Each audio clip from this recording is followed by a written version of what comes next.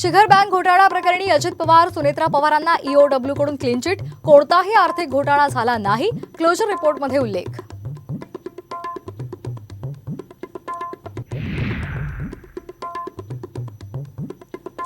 पंकजा मुंडेंसह रावसाहेब दानवे थोड्याच वेळात अर्ज भरणार, मोठं शक्ती प्रदर्शन करत उमेदवारी अर्ज दाखल करणार.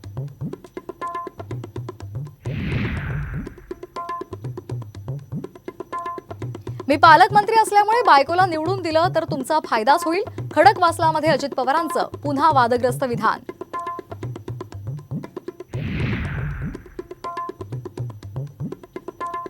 हनुमान जयंतीच्या बाईक रॅलीसाठी प्रत्येकाला 1000 रुपये पेट्रोलसाठी देण्याची घोषणा. अमरावतीमध्ये Rana दाम्पत्याचे posters viral.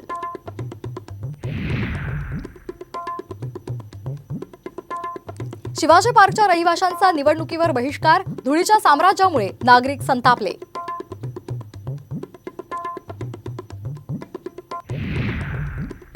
उल्हासनगरमधल्या Konark urban cooperative बँकेवर रिझर्व्ह बँकेची कारवाई, खात्यातून पैसे काढता येणार नाहीत, बँकेच्या 10,000 खातेदारांमध्ये चिंतेचं वातावरण.